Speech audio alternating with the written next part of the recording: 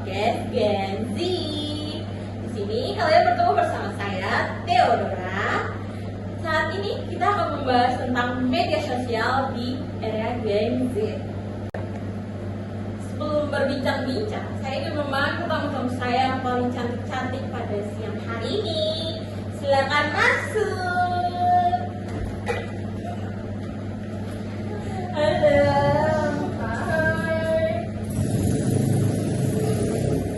Nah, tamu cantik yang di sebelah saya ini bernama Hani guys, halo guys. dan yang di sebelah sana ada Saya suka. tamu saya sama-sama cantik ya. Kita mulai aja ya berbincang tentang sosial media yaitu TikTok. Saya ingin tahu kalau teman-teman ini main TikTok tidak sih? Kalau saya punya TikTok, saya ada TikTok. Kalau Citra? Saya sudah punya TikTok. Nah ini teman-teman kan main TikTok. Sudah berapa lama sih main TikToknya? Mungkin dari saya ya, mulai main TikToknya itu dari 2018 saya punya akun TikTok. Cuman akun TikTok itu sudah di-ban sama TikToknya sendiri. Jadi saya baru main TikTok lagi, aktif main TikTok lagi itu 2023 kemarin. Kalau Citra? Kalau saya pribadi ya, mengenal TikTok atau main TikTok itu sejak tahun 2022. Saat itu kan sudah masuk kuliah. Jadi untuk mengisi waktu luang ataupun mencari suatu hiburan ya dengan main TikTok aja gitu. Nah kalau saya sendiri kan kalau main TikTok ini suka lupa waktu. Kalau teman-teman ini bisa membagi waktu tuh bisa nggak? Kalau bermain TikTok dengan aktivitas seharian tuh bisa membagi. Kalau saya ini sangat tidak bisa ya. Iya sama sih, kalau saya sendiri juga mungkin kebanyakan menghabiskan waktu untuk scroll TikTok ya, kayak nonton video-video di TikTok kayak buat candu gitu. Kayak Iya sih, apalagi kalau misalnya kan ada satu misalnya di TikTok itu video yang menjadi trending topik gitu atau bisa dibilang FYP.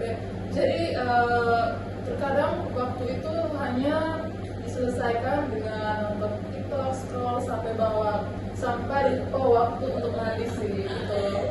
Terus kita juga kan jadi tertarik gitu kan ikut tren-tren. Betul. Apalagi FYP dapat view-nya banyak banget itu. Iya sih. pasti kayak buat kita mau scroll TikTok terus. Tapi TikTok kan dia kayak ngasih dampak positif sama negatifnya juga sih buat kita. Nah dampak menurut aku sih, kalau dampak negatif itu ya Nah, kalian kan buat akun TikTok udah dari lama ya, dari 2018, ada yang dari 2022 ya. Nah, dari buat konten akun TikTok itu kan pasti ada keinginan atau ketertarikan dari diri kalian nggak sih buat jadi konten kreator gitu kan? Pasti ada ya. kalau dari aku sendiri sih, aku tuh sebenarnya tertarik mau jadi konten kreator. Cuman kan kalau jadi konten kreator itu tuh kita harus konsisten kayak memposting video gitu. Entah mungkin setiap hari atau seminggu 2 kali atau 3 kali, kan pasti harus konsisten. Nah sedangkan aku tuh kayak kalau udah take video mau ngedit kan males ya, kayak butuh effort, butuh ngumpulin mood, apalagi cewek mood-moodan. Jadi kalau dari aku sendiri belum begitu minat sih. Tapi konten kreator juga tuh harus semangat banget ya, jadi Iya. harus Kita powerful harus, banget. iya kita harus semangat, dan kita tuh harus punya kreativitas sendiri buat ngedit video kita kan, buat narik penonton buat nonton video kita. Iya. Kalau kita nggak ada kreativitas sama sekali ya Jadi mati juga kan videonya, jadi kayak percuma aja juga buat video banyak-banyak. Nah, TikTok juga tuh banyak kreator kreatif gitu ya. Kalau teman-teman ikut jadi kreator nggak buat video? enggak sih ya, kalau aku enggak, aku lebih ke main TikTok buat hiburan aja sih, ngepost video gitu aja. Oh, Citra? Sama juga sih, palingan main TikTok itu bikin suatu video, ntar diplikasi lagi, tidak dipublish ke orang lain karena biasa ya introvert gitu ya teman-teman. Jadi tidak di publish gitu. Saya juga ya merasa apa ya, merasa kayak agak gimana ya, banyak sekali kreator-kreator kan menggunakan TikTok itu seperti live. Mereka jadikan live itu ajang caci maki sih. Setelah saya main TikTok ini banyak menemukan yang seperti itu. Jadi ini ada dampak negatif dan buruknya juga ya. Kalau dengan kalian main TikTok tuh ketemu dampak negatif dan positifnya nggak sih kalau menurut kalian masing-masing? Kalau dari saya sendiri dampak positifnya pasti ada lah. Kayak mungkin dari TikTok tuh kita bisa punya banyak teman, punya relasi, baik dalam negeri maupun dari luar negeri, buat nambah relasi aja sih. Nah kalau untuk dampak negatifnya tuh pasti banyak banget ya, kayak kita terlalu, itu tuh balik lagi ke kita sendiri ya, kayak banyak banget menghabiskan waktu untuk scroll TikTok sampai lupa waktu sih.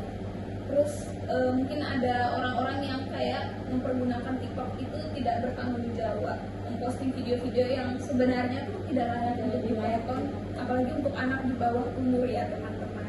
Jangan ya teman-teman, tidak boleh. Apalagi kan TikTok tidak membatasi umur ya. Kayak misalnya juga kan banyak anak-anak yang nanti memasukkan data diri mereka yang belum umur 17 tahun tuh udah maksa, kayak udah memaksakan sekali itu 17 tahun ke atas. Kalau dari Citra sendiri?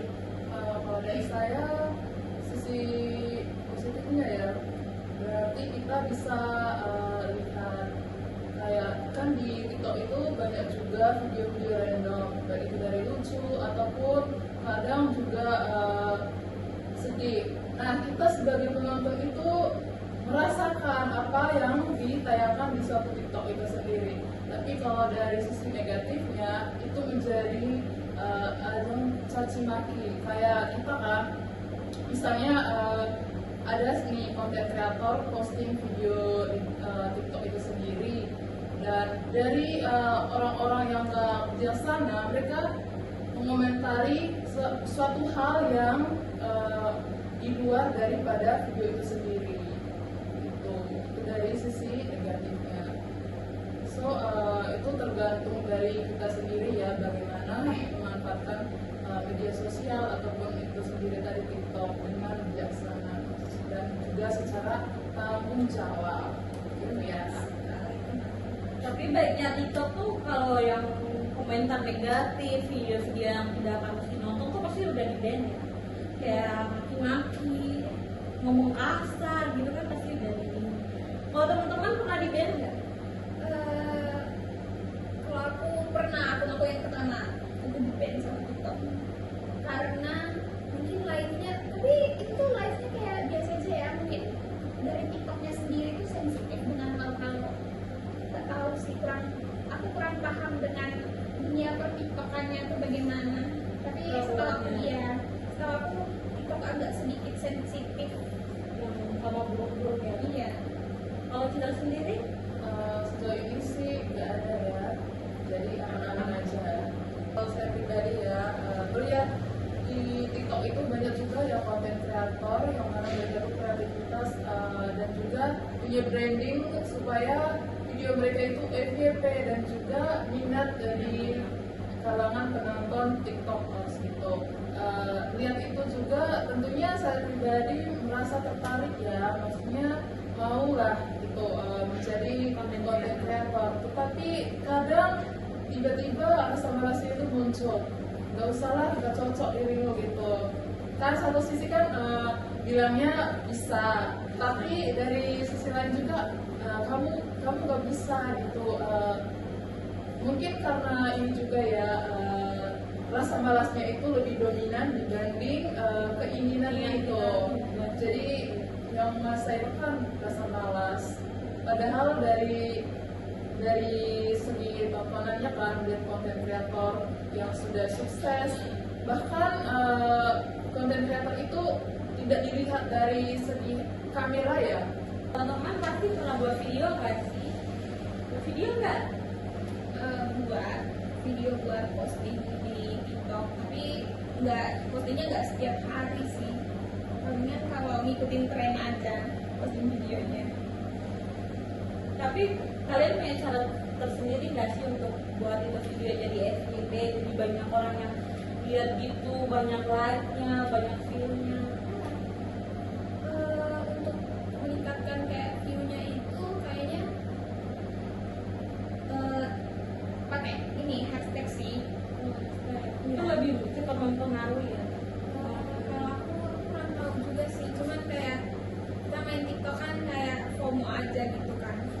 Jadi ngikutin orang-orang yang pakai hashtag, jadi kita juga ikut-ikutan pakai hashtag biar banyak view sama like-nya. Kalau dari kita sendiri ada cara sendiri untuk FYP gitu videonya.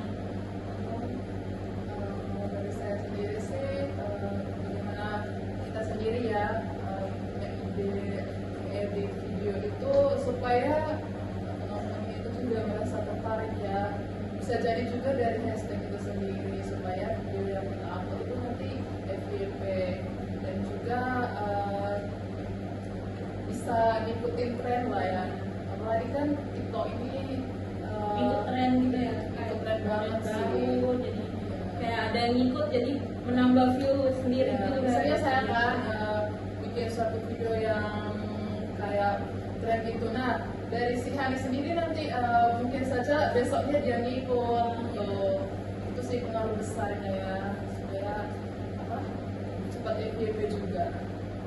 Iya, sama kalau misalnya kita punya saran temen mungkin dari sosial media lain kan biasa terhubung juga sama TikTok.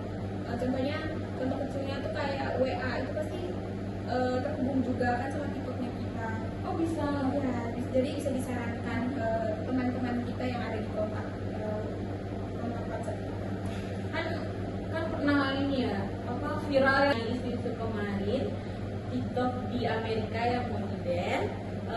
Menurut kalian sendiri kalau misalnya itu terjadi di Indonesia, bagaimana tanggapan dari kalian sendiri sih? Kalau dari aku sendiri, kalau misalnya TikTok di-ban atau dihapus di Indonesia itu pasti memberikan dampak yang positif sama negatif ya buat kita yang pengguna TikTok. Kalau dari dampak positifnya sendiri sih mungkin anak-anak yang di bawah umur tuh tidak lagi menonton video-video yang seharusnya tidak mereka tontonnya. Mungkin itu lebih menjaga anak-anak tuh dari hal-hal yang seharusnya tidak boleh ditonton. Dampak negatifnya sendiri itu mungkin teman-teman afiliator, teman-teman konten kreator yang mana mereka dapat pendapatan mereka tuh dari TikTok tuh pasti nggak bakal dapat lagi, kayak berkurang. Selain berkurang juga mereka mungkin nggak dapat lagi pendapatan mereka, apalagi mata pencaharian mereka kan Dari TikTok TikTok ya. Seperti yang kayak keranjang kuning, kalau kita belanja di Keranjang kuning. Sekarang juga sih ya, contohnya ya apa kita mempromosikan destinasi wisata juga ya, itu TikTok juga berperan dalam pariwisata kan. Bagaimana konten kreator nih ya, mereka mempromosikan destinasi wisata yang sangat unik. Nah, lihat itu penonton juga tentunya mau menarik dan ikut merasakan dari konten wisata dari konten kreator tersebut. Nah, dari mereka sendiri otomatis nanti punya keinginan juga untuk berkunjung gitu. kadang juga kan TikTok menjadi sumber realnya gitu ya, kalau kita Banyak mau informasi yang bisa kita pakai juga untuk berkunjung. apalagi kan kalau kita lihat dari internet tuh mungkin ada belum yang terbarunya gitu kan. Kalau dari TikTok tuh pasti ada konten kreator atau orang-orang yang kayak ini tuh bagus untuk dikunjungi, jadi kayak buat real aja gitu, buat kita untuk datangi itu juga sih. Kita bisa kayak jadi virtual tour gitu ya. Ya, betul. Apalagi kan di yang konten kreatornya itu nanti kan menjelas secara secara rinci baik itu dari tiket masuk untuk destinasi tersebut dan juga apa saja keseruan dan menarik dari destinasi itu. Kita jadi kayak kita mengetahui hal-hal yang kita nggak tahu, yang kayak kita harus kunjungi destinasi itu baru kita bisa tahu. Tapi kalau lewat TikTok kan udah ada informasi yang jelas ya. Banyak juga dari orang-orang yang datang juga. Jadi agak sayang kalau band di Indonesia sih. Indonesia. Apalagi kebanyakan promosi tentang kuliner. Selain destinasi wisata kan ada kuliner, mungkin tempat-tempat unik yang bisa dikunjungi kan. Kebanyakan kita dapat informasinya selain dari sosial media lain kan masih dari TikTok. Apalagi kita tim yang scroll TikTok 24 jam, 24/7. bilang kan 24 jam scroll TikTok. Menurut kalian kenapa orang-orang betah 24 jam scroll TikTok? Kalau dari aku sendiri ya, itu sebenarnya nggak 24 jam juga sih scroll TikTok, cuman kayak mungkin banyak waktu yang aku habiskan buat scroll TikTok. Nah kalau dari aku sendiri kenapa aku senang banget scroll TikTok, soalnya tuh kayak kalau nggak ada kegiatan kita tuh cuma mainan HP, jadi kayak FYP yang di TikTok atau video-video yang di TikTok tuh kayak menurut aku tuh cukup menarik ya untuk ditonton. Kalau dari Citra sendiri? Kalau dari saya ya yang pertama yang karena seru juga banyak video random. Terkadang makan aja itu harus dengan nonton TikTok. Bahkan tangan pun ikut scroll, ya. Dan juga apa ya, betah gitu. Misalnya kita Sekian perbincangan kita seputaran sosial media, khususnya TikTok. Terima kasih untuk Hani dan Citra yang sudah mau datang di podcast saya. Sampai jumpa lagi di podcast